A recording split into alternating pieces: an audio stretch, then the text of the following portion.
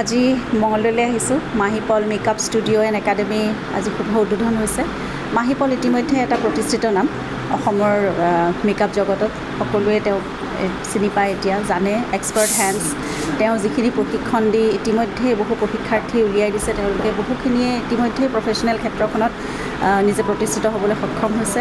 গতিকে গুৱাহাটীত তেওঁৰ একাডেমিটো অতি সফল হৈছে ইতিমধ্যে, আৰু মঙলদৈলৈ তেওঁ এতিয়া এটা ব্ৰাঞ্চ লৈ আহিছে। গতিকে মই ভাবোঁ এইটো অঞ্চলৰো বহুখিনি যিসকল মেকআপত ইণ্টাৰেষ্টেড, তেওঁলোকে বহুখিনি সা সুবিধা লাভ কৰিব, আৰু এই সুযোগ গ্ৰহণ কৰি তেওঁলোকেও নিজৰ ক্ষেত্ৰখনত যি ক্ষেত্ৰখনত তেওঁলোকৰ নিজৰ ইণ্টাৰেষ্ট আছে, তেওঁলোকে আগবাঢ়ি যাব পাৰিব আৰু সুফল লাভ কৰিব পাৰিব। গতিকে সকলোৱে আহি পেলাই ইয়াত যিসকলৰ মেকআপত ইণ্টাৰেষ্ট আছে, হেয়াৰ ষ্টাইলত ইণ্টাৰেষ্ট আছে, তেওঁলোকে আহি পেলাই প্ৰশিক্ষণ লওক।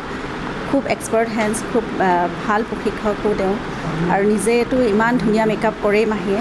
গতিকে সেইখিনি গোটেইখিনি ট্ৰিক্স, যিখিনি টেকনিক্স আছে, শিকি লওক ভালকৈ। আৰু অসমত এতিয়া বহুত স্ক'প আছে মেকআপ আৰু হেয়াৰ ষ্টাইলৰ ক্ষেত্ৰত। গতিকে সেইখিনি আপোনালোকে সেই ক্ষেত্ৰত সুফল লাভ কৰক। তাকে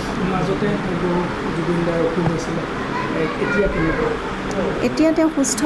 নৰ্থ ইষ্ট ফেষ্টিভেল চলি আছে থাইলেণ্ডত, বেংককত। তেওঁ তালৈ গৈছে অংশগ্ৰহণ কৰিবলৈ। তেওঁৰ আজি তাত তেওঁৰ অনুষ্ঠান আছে। গতিকে অনুষ্ঠানত পৰিৱেশন কৰিব, আৰু ৰাইজৰ আশীৰ্বাদত জুবিন একদম সম্পূৰ্ণ সুস্থ এতিয়া। সকলোৱে তেনেদৰে আশীৰ্বাদ কৰি থাকিব, সদায় সহযোগ কৰি থাকিব। মই ভাবোঁ জুবিনে সুস্বাস্থ্যৰে নিজৰ যাত্ৰা চলাই গৈ থাকিবলৈ সক্ষম হ'ব। বেছিকৈ ৰেষ্ট লোৱাৰ প্ৰয়োজন আছে নেকি?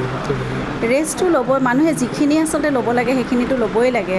ৰেষ্ট দিনেও 6 পৰা 8 ঘণ্টা শুব লাগে এটা সময়ত, ভালকৈ সুষম আহাৰ গ্ৰহণ কৰিব লাগে।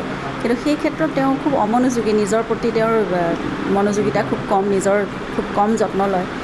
সেই ক্ষেত্ৰখনত আমি যিমান পাৰোঁ চেষ্টা কৰোঁ তেওঁক সজাগ কৰি ৰাখিবলৈ। এতিয়াও মই লগত যাব পৰা নাই, কিন্তু মই চেষ্টা কৰি আছোঁ ফোনতে তেওঁক প্ৰতিটো সময়ত, মানে ঠিক সময়ত মেডিচিন লোৱা, খোৱা বোৱা কৰা, খোৱা, পানী খাব লাগে খুব বেছিকৈ। মানে অকল পানী বুলিয়ে নকওঁ, যিকোনো ধৰণৰ ফলৰ ৰস হওক বা যিকোনো ধৰণৰ পনীয়া মানে আহাৰ গ্ৰহণ কৰিব লাগে।